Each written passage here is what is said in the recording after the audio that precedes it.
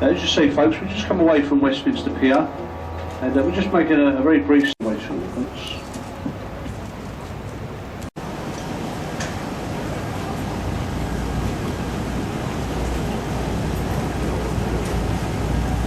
Now the most recognisable part of it, the most famous part, is the clock tower that everybody calls Big Ben. It's unfortunately everybody. It was actually opened on New Year's Eve 1999 by our then Prime Minister Tony Blair, banks of the Thames.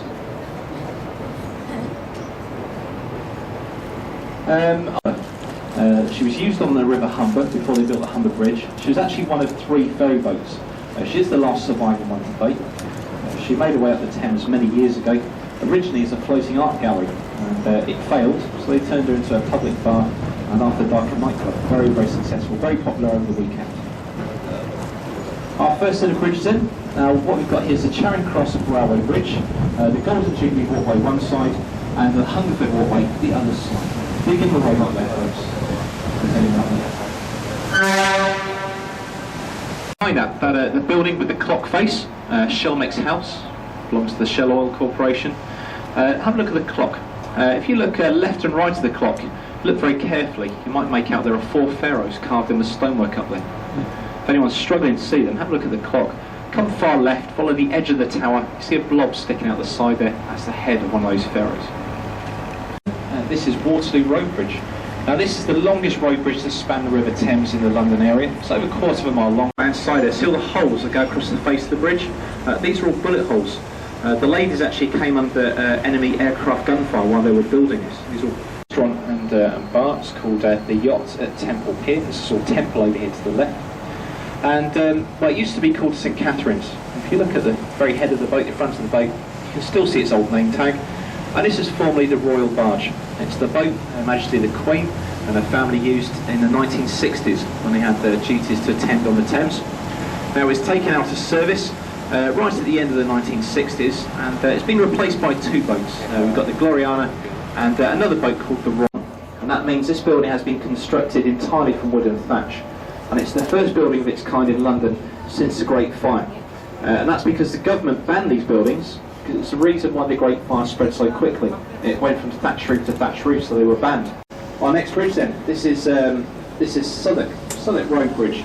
It's the least used bridge to span the river, and that's because when they built this, they made. Got a nice pub here on the right hand side. It's got the anchor watching the Great Fire of London take hold of the North Shore over here to our left.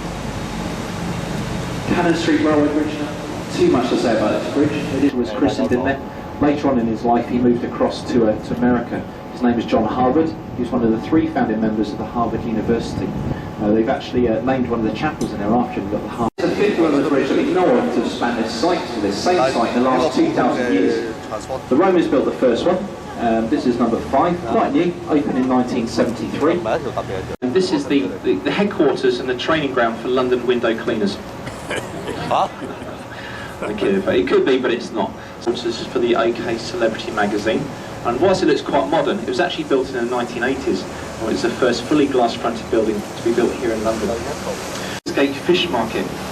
Now the first mention of a Billingsgate Fish Market on this site dates back to 900 AD. Sadly, that tradition of having the fish market here ended in 1984, moved down to larger premises on the Isle of Dogs. The building today, which is about 160 years old, is actually used for marketing and corporate events. If anyone has seen the latest Fast and Furious, just over 11,500 tonnes. But she's a light cruiser, not because of her weapons. Sorry, not because of her weight, but because of her weapons. If you have a look at the front end here, we've got those 6-inch guns there, that each one capable of firing a 100-pound shell about 14 miles. She's got another 6 on the after end. Now you may notice she looks quite nice and shiny. She's just undergone a few weeks worth of painting, a little bit of decorating going on board, so she looks nice and smart at the moment. Now she was decommissioned in the mid-1960s, and since 1971 she's been open to the public as a museum, so you can go on board the Belfast here. She was actually built in Belfast, the Harlem Wharf shipyard, the same shipyard which built the Titanic. But all ended wrong. There we go. On the right hand side then, last thing I'm going to talk about then, The Tower of London. Is anyone going into the Tower today? It's been different things over the years. Originally it was a royal palace, that's what that central building was, the monarchy. Here, ladies and gents, we are going to Greenwich. So those passengers for Greenwich, stay on board. Those passengers who got the 20 post look like 3 French soldiers marching. Does that clear things up? Would you like me to explain? Okay. Well, the sloping roofs, those are the berets. The boxes. Now on the right hand side, everyone bundled onto the Mayflower, and the Mayflower was the only ship which made it across. Now when they decommissioned the Mayflower, they took its pieces here on the foreshore, they saved all that timber and it went into the construction. New ones actually have a path going across the front. It's part of the Thames path. Those apartments has a river view, every single one. And as you know, you can sell a river view for more than you can a backstreet view, so it's quite on into Wales. Now to go as far as Manchester might take you a little while because there is a 5-knot speed limit on most of our canals, and as far as Manchester there's over 100 manual locks in the roof there. Now this is the lavender entrance to the Surrey commercial dock, which was on the Thames, and it's normally a crew of 6 on these, and they actually row these from Greenwich ahead of us upstream to Westminster. It can take as much as 3 hours to do that with the naval fleet in Nelson's time. And they did store everything here you could think of that the ships would need, everything from spare riggings, hawsers, lines, ballast, foodstuffs, and water. Except it wasn't water. And the problem is storing barrels of water in barrels for weeks or months, especially on boats, because it does tend to go a little bit stale. You can't drink it because it will just kill you to death. So what they did is they used to put a bit of oil into it, and it preserved. That's a gas-fired one. Now it is the only one of the old ones which still works, and it's in storage in case the national grid goes down, and that will provide enough electricity to keep the underground system in London running. That's why it's been kept in storage. 2 men, Inigo Jones and Sir Christopher Wren. That's why those bones might look familiar. Silver boat in there that broke. Sydney Observatory's got some good stuff in it.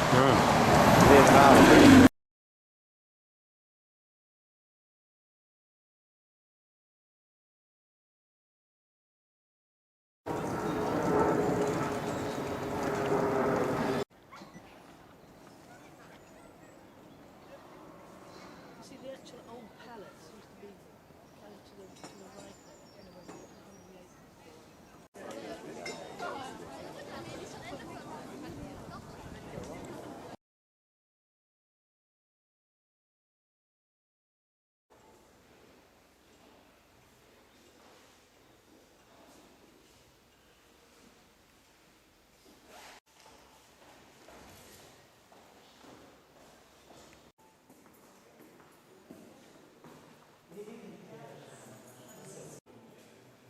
Well, it's a Christopher Wren design, it would have to be.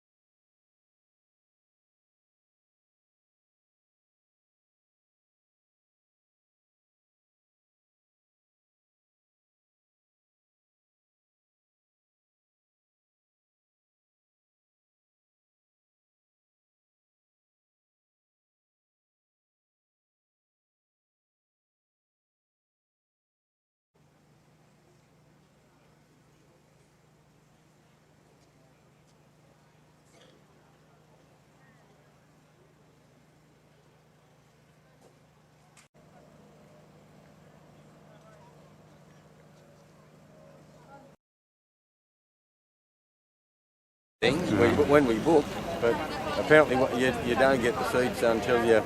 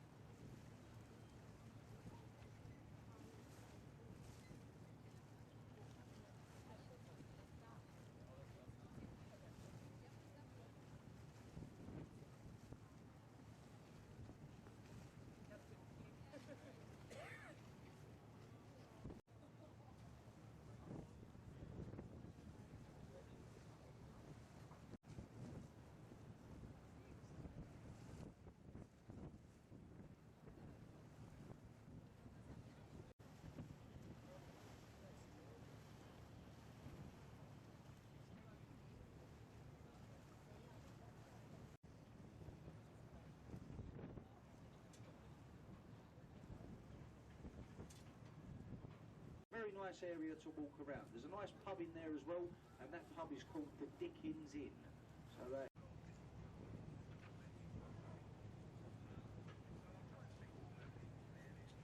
and they keep it in the basement of that building. They do say that at the end of every month it's burnt and destroyed. Although rumour has it their Christmas parties are phenomenal. Top of the Shard there is a viewing platform that is double the height of the London Eye. So you can imagine the views at the top are quite amazing. It's about... Is there anyone there? I can see a bit of leg on the end there, look. And that is a relaxation room for a health spa. They thought it was a good idea to hide it under... And here to our left, a round white building with a thatched roof. The replica to Shakespeare, which does ruin a lovely view of St Paul's Cathedral. So you'll see this shortly, 365 feet high. It took 35 years to construct, and it was all designed by Christopher Wren. That's a magnificent building, St Paul's. You have to be good. Now the reason we've slowed the... Because the tugs are coming through the bridge, we have to give way. You'll see that these tugs, they are pulling barges that weigh about 1,000 tonnes. So the tug cannot stop. Whilst we're sitting here as well, folks, over to our left there's a free attraction. This brick building with the tall chimney, that's the Tate Modern Art Gallery. It is the largest modern art gallery in the world, and it is completely free to enter. So if you do like modern art, a massive project. There you go, look, you can see even though we've come through the centre arch, there isn't much room between them. The top part of it became unsafe, that was lifted off 25 years ago. They could not remove those red columns as this third bridge might have fallen down. Above the high water mark, and on the wall, all along here to the right, even past the ship, you'll see lions' heads. Green lions with rings in their mouth. Well, years ago, the lions' heads, they were used as a flood indicator. And local police were told that if the tide ever brings... Again, look ahead of us here to the left, folks, and you can see the London Eye. As we go a little bit further around the bend, you'll see Big Ben. You can see the top of Big Ben now. And if you time your picture right, so leave it a couple of seconds. Great Nelson's victory over Napoleon at the Battle of the Nile. Cleopatra's Needle, the oldest thing you'll see today. Old tradition in London. As we go beneath these bridges, wave and smile to the people above. It is said that if you get a wave back from the bridge, it will bring you 5 years of good luck. So how are we feeling? Sociable? Should we give it a go? Give them a little blow on the ship's horn there, Skips. Just be waving this one and hope for the best. It's the Gothic style building, and that's Whitehall Horse Guards Hotel. But over to the left, ladies and gents, we can't miss it. London's top tourist attraction, the London Eye. Standing 4 to go around. One trip on the Eye will cost £19.50. And since opening, the wheel has carried over 50 million people. More recently, on the London Eye, there have also been over 100 It is proving very popular, and if you did want to have your wedding on the wheel, words are said, you are husband and wife, you may kiss the bride, and then it's all downhill from the last buildings that I'll mention today. What I personally think are the nicest buildings in London, the Houses of Parliament and Big Ben. Now throughout the world we all call the clock tower Big Ben. Its official name, the Elizabeth Tower. Now the name Big Ben that was given to the bell that is inside the tower that strikes the hour